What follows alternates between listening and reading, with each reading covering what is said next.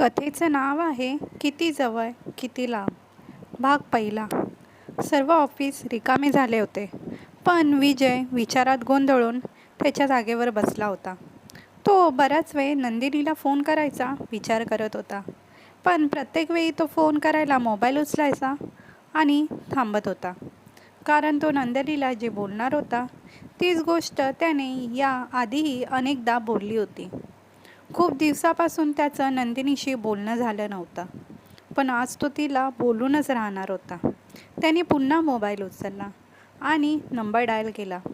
तिथून नंदिनीचा हॅलो ऐकू आला. नंदिनी. विजयचा आवाज ऐकून नंदिनी क्षणभर गप्प झाली. मग ती तटस्थ स्वरात म्हणाली, हो बोल विजय. नंदिनी, पुन्हा एकदा विचार कर. सगळं सुरळीत होईल. एवढं घाई करणं चांगलं नाही. शेवटी तुझी माझ्याविरुद्ध काही तक्रार नाही. बाकीचेही प्रश्न सुटतील, त्यावर काहीतरी उपाय शोधू. तू परत ये. असं करू नकोस. माझ्यासोबत असं का करतेस? बोलता बोलता विजयचा आवाज ओला झाला होता. गेल्या 2 वर्षापासून तू जर समस्या सोडू शकला नाहीस तर यापुढे काय सोडवणार आहेस? अशा गुदमरल्या आणि तणावाच्या वातावरणात मी माझे आयुष्य जगू शकत नाही. मला शक्य होणार नाही. मी माझे संपूर्ण आयुष्य असे जगू शकत नाही. प्लीज मला माफ कर. हे बोलता बोलता नंदिनीचा आवाजही ओला झाला होता. तिने फोन ठेवला. विजय शांत नजरेने थंड फोनकडे पाहत राहिला. विजयच्या लग्नाला 2 वर्ष झाली होती आणि नंदिनी गेल्या 1 वर्षापासून तिच्या माहेरी राहत होती. नंदिनी सोबतच्या नात्याची चर्चा सुरू असताना दोघेही अनेकदा भेटले होते. विजयला नंदिनी एक सुंदर, संयमी, शांत आणि संतुलित मुलगी वाटली. ती नक्कीच पत्नीसाठी योग्य होती आणि त्याच्यासारखीच मल्टीनॅशनल कंपनीमध्ये काम करत होती. नंदिनीशी गप्पा मारताना विजय बोलला, आजच्या स्वतंत्र मुलींना सासरच्या घरात राहायला आवडत नाही आणि तो आईवडिलांचा एकुलता एक मुलगा आहे. बहिणीचं फार पूर्वीच लग्न झाले होते, त्यामुळे तो त्याच्या आईपासून कधीच वेगळा होऊ शकणार नाही. त्यामुळे नंदिनी त्याच्यासोबत राहू शकेल का? तेव्हा नंदिनी त्याला म्हणाली होती, माझ्या आईवडिलांसोबत राहण्यात मला काय अडचण येऊ शकते? त्यांच्यासोबत राहिल्यानेच आपल्याला फायदा होईल. आपल्याला काही तडजोड करावे लागेल, त्याबद्दल काही अडचण नाही. आपण एकटं राहिलो तरी आपल्याला ते करावेच लागेल ना. ते ऐकून विजयला आनंद झाला, पण सुशिक्षित असूनही आई खूप जुन्या विचारांची आहे असे तो म्हणू शकला नाही. त्यावेळी त्याला वाटले की अशा छोट्या छोट्या गोष्टींमुळे आपण इतक्या छान मुलीला नकार का द्यावा. त्यांनी लग्न केले. नंदिनीने आपल्या आयुष्यात आणि घरात स्वच्छ विचार आणि शुद्ध भावना आणल्या होत्या. पहिले काही महिने चांगले गेले. तो बऱ्याचदा त्याच्या आईला वेगवेगळ्या मुद्द्यावरून अस्वस्थ मूडमध्ये पाहत होता, परंतु कदाचित सर्व काही हळूहळू चांगले होईल असे त्याला वाटायचे. नंदिनी त्याच्यावर किती प्रेम करत होती आणि तो नंदिनीवर किती प्रेम करत होता, पण घरातील तणावपूर्ण वातावरण आणि तणावपूर्ण नात्यात त्यांच्या प्रेमाचा झरा कधीच ओसरू लागला होता आणि कधी कोरडा होऊ लागला हे त्यांना कळलंच नाही.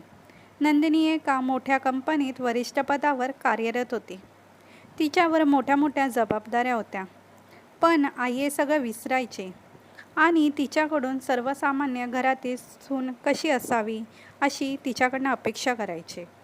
नंदिनीने तिच्या वेळेनुसार आणि क्षमतेनुसार आईला स्वयंपाकघरात मदत करण्याचा प्रयत्न केला, पण आईने शेजारची सून सकाळचा चहा आणि रात्रीचे जेवण कसे पुरवते हे पाहिलेले होते.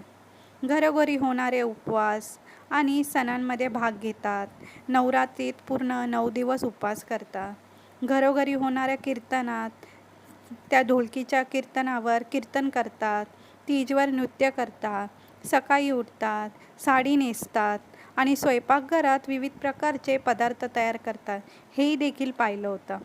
नंदिनीच्या कर्तृत्वाचा विचार करता तिला गोड स्वभाव व तिची संतुलित वागणूक दिसत नव्हती. वेळेचा अभाव आणि थकवा असूनही ती त्यांना खूप करण्याचा खूप प्रयत्न करत होती. तो आईला कितीतरी वेळा समजावत होता, आई, अशा छोट्या छोट्या गोष्टींकडे लक्ष द्यायचं सोडून दे. किचनमधलं काम काही मोठं नाही आहे. स्वयंपाक करायला कोणीतरी ठेवू आपण. आता तुलाही काम करणं जमणार नाही. नंदिनी ऑफिसमधून परत आल्यावर तीही थकते. आपण पैसे का कमवतो? फक्त आरामासाठी. आपण पूर्ण वेळासाठी मोलकरीण ठेवू. मग आई प्रकरण दुसरीकडे वळवायची. हो, आता समजलं की आईला जमत नाही आहे. ते पण बायको आली तेव्हा. आम्ही पण आधी पैसे कमवत होतो. मग कधी आईची अडचण दिसली नाही. आता जेव्हा बायकोला करायचं आहे तर काम दिसायला लागलं तुला. आणि आईच्या डोळ्यात पाणी आलं.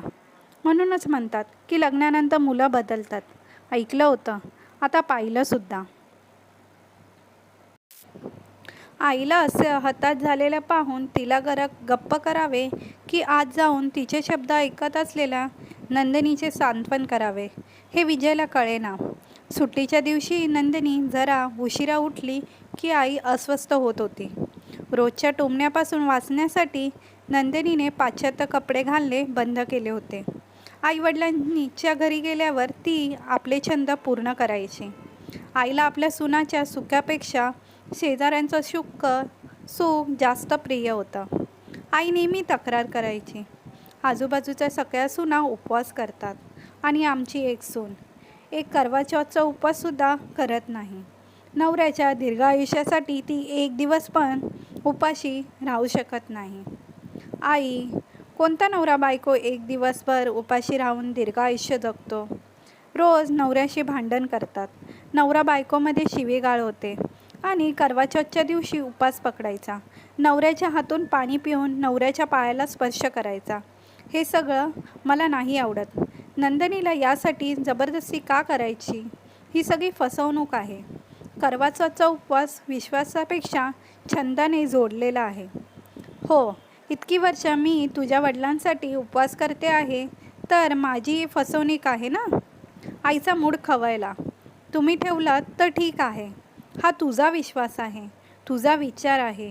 पण तुझा विश्वास, तुझा विचार इतरांवर तू लादू शकत नाही ना. आईच्या बिनबुबड्या युक्तिवादाचा आणि कल्पनांचा त्याला नेहमी राग यायचा. नंदिनीची बाजू घेतल्याने त्याचे आईवडिलांशी संबंध बिघडत चालले होते. वडिलांच्या मौनाचे त्याला नेहमी आश्चर्य वाटायचे. आईच्या प्रत्येक गोष्टीवर ते कसे गप्प राहायचे.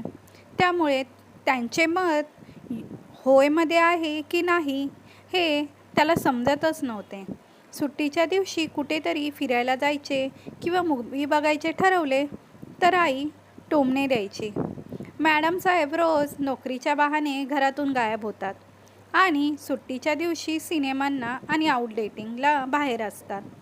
त्यामुळे नंदिनीचा मूड बिघडायचा. ती जाण्यास नकार द्यायची. विजय तिला कसा तरी शांत करायचा. पण बाहेर गेल्यावरही दोघंही अस्वस्थ मनस्थितीतच असायचे. तो आईला म्हणायचा, आई, तू नेहमी नंदिनीची तुलना इतरांशी करणं सोडून दे. नंदिनीची कार्यक्षमता, काम, वागणं, स्वभाव आणि तिच्या क्षमतेनुसार तुलना कर. मग तुला कसलीही तक्रार राहणार नाही. तू जे काम तिच्याकडून करण्याची अपेक्षा करते ते करण्यासाठी तिच्याकडे वेळ कुठे आहे? नंदिनीकडून तुला काय अपेक्षा आहेत? ती पण माझ्यासारखी बिझी असते ना. मग ती हे सगळं कसं काय करू शकते? तुला तिचा चांगला स्वभाव का दिसत नाही? तू तिला खूप काही बोलतेस पण ती कधी तुला उलट उत्तर देत नाही. आई, छोट्या छोट्या गोष्टींकडे लक्ष देणं सोडून दे. आनंदी राहा. आयुष्यात आनंदाने जगायला शिक. प्रत्येकाच्या आयुष्यातील प्राधान्यक्रम वेगवेगळे असतात. तू ज्या सुनेबद्दल बोलतेस त्यांच्या जीवनातील प्राधान्यक्रम तेच असतील. पण नंदिनीसारख्या मुलींच्या जीवनातील प्राधान्यक्रम वेगळे असतात. तुमचे विचार, तुमच्या इच्छा तिच्यावर लादू नका. ती चांगली आहे स्वभावाने. काही वाईट बोलत नाही, काही वाईट करत नाही. त्याचे ते बोलणे ऐकून आईला आणखीनच राग यायचा आणि आई त्याला खूप बोलायला लागला आता तो. आई त्याला खूप बोलायची आणि म्हणायची, आता तू खूप बोलायला लागलास. कोणाच्या वतीने बोलतोयस हे कळत नाही का मला? जोपर्यंत लग्न झाले नव्हते तोपर्यंत मी जे काय बोलत होते ते योग्य वाटत होतं. आता तर नेहमी आईची बडबड सुरू झाली तर ती नंदिनीच्या अश्रूंमध्ये संपायची. या सर्व गोष्टीमुळे घरातील वातावरण हळूहळू तणावपूर्ण आणि गुदमरल्यासारखे होऊ लागले होते. तणावपूर्ण नातेसंबंधामुळे होणारी व्यस्त दिनचर्या ही त्यांच्या नात्यामधून रस सोकू लागली होती. दोघांच्या प्रेमाबद्दल कमी आणि इतर विषयांवर जास्त चर्चा सुरू झाली. मंडळी, या कथेचा उर्वरित भाग पुढच्या भागात दाखवला जाईल. कथा जर तुम्हाला आवडली असेल तर कृपया लाईक करा, शेअर करा आणि चॅनलला सबस्क्राईब करा.